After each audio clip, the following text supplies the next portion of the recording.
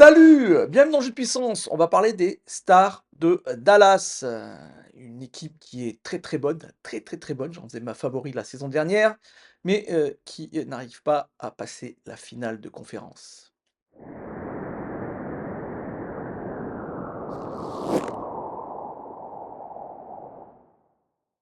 Encore la saison dernière, les Stars de Dallas se sont arrêtés en finale de conférence Ouest. Ils ont encore perdu contre les Oilers d'Edmonton, ça fait 2 fois de suite et c'était la troisième finale qu'ils perdaient et oui, ça fait 3 années de suite qu'ils sont en finale et qu'ils perdent. Ça a valu, le départ, de l'entraîneur Peter Deboer qui s'est fait virer, juste après, cette finale perdue.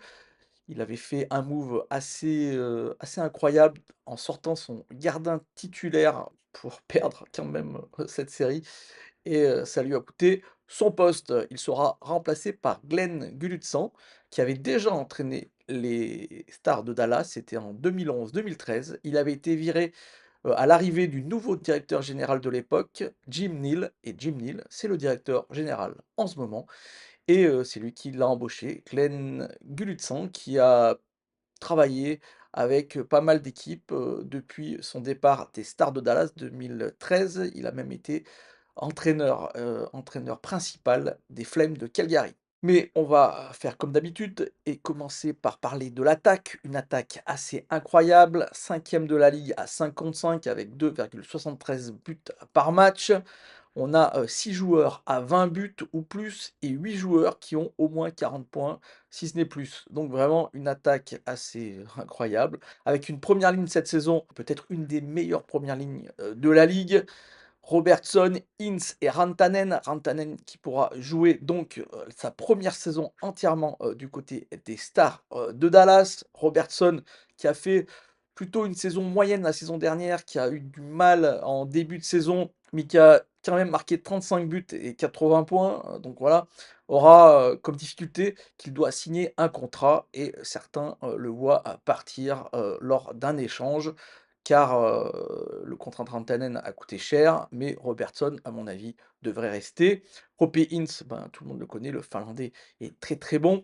Et ensuite, Rantanen, on sait tout le psychodrame qui a précédé son arrivée du côté des Stars de Dallas, avec le départ de l'Avalanche Colorado, où il voulait vraiment pas partir. Il s'est retrouvé au Hurricanes de la Caroline, où il ne voulait pas jouer, et ça s'est terminé au Stars de Dallas. Ça a été compliqué au début, mais ces playoffs ont été quand même assez incroyables du côté des Stars et ça reste un joueur vraiment très très fort en attaque. Je rappelle qu'il a marqué 301 points lors des 3 dernières saisons où il a joué pleinement avec l'Avalanche du Colorado. 301 points, donc c'est assez incroyable. Il faut dire qu'il joue aussi avec Nathan McKinnon, mais bon, Robertson et Hintz, c'est quand même pas mal du tout. On verra si Jamie Benn, pour son contrat, il a signé un contrat d'un an, restera, ce fort et bon joueur qu'on a connu, même s'il est en déclin.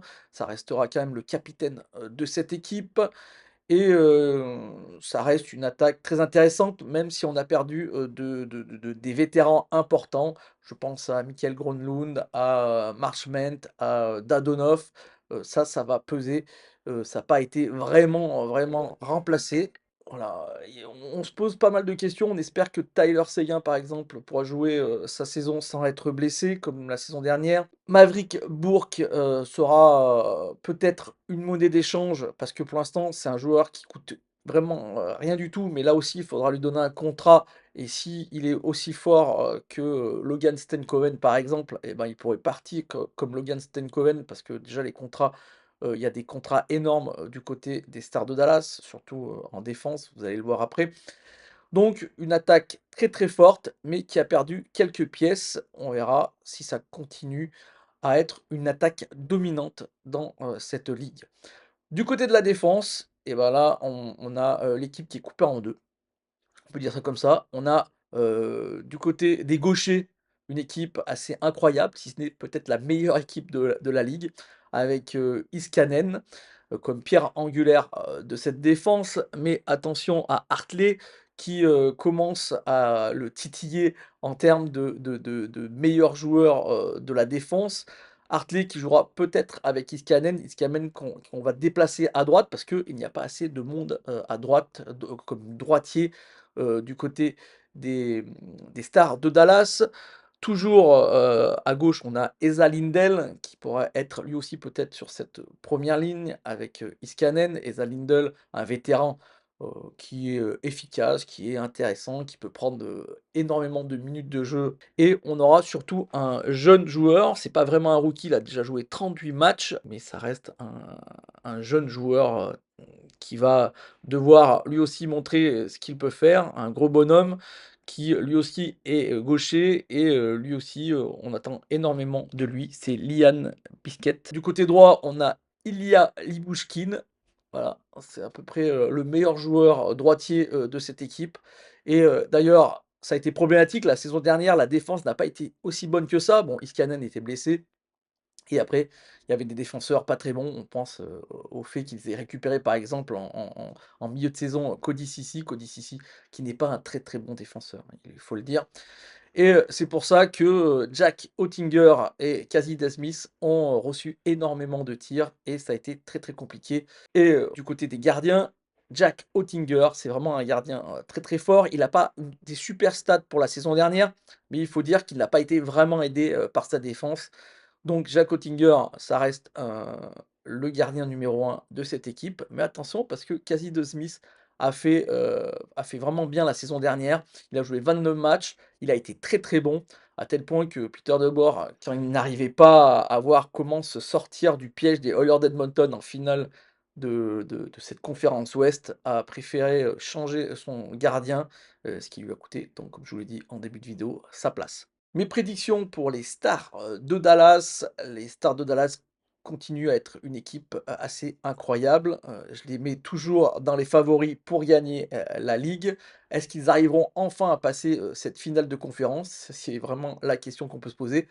Je pense qu'ils se sont un peu affaiblis, en attaque. La défense reste la même, mais si, 2 ou 3 joueurs très importants, restent en santé, je pense à Tyler Seguin, je pense à Iskanen et on verra surtout une année entière avec Mikko Rantanen. Donc ça peut promettre encore de très, très bonnes choses. Donc ils se qualifieront, ils ont fini deuxième de la centrale la saison dernière, après que les Jets ont fait une saison assez incroyable. Je pense qu'ils vont se battre avec l'Avalanche du Colorado pour cette première place de cette division centrale. Maintenant, il faut faire attention parce que ça commence, à faire mal, mentalement, toutes ces finales perdues de conférence et la fenêtre de tir ne sera pas si longue que ça. Il reste peut-être, 2-3 ans à cette équipe pour aller et gagner la coupe Stanley. Si c'est pas le cas, s'ils n'y arrivent pas, ça fera penser un peu à ces équipes comme les Sharks de San José qui avaient une excellente équipe et qui n'ont jamais réussi à passer le stade, de la finale de conférence, donc voilà, il va falloir vraiment faire attention à cette équipe. Moi, ça reste une de mes équipes favorites. Voilà, j'espère que cette vidéo vous a plu. Si c'est le cas, n'hésitez pas de faire un petit like et un petit commentaire et moi je vous dis à bientôt pour, une nouvelle preview, pour la NHL. Allez, ciao!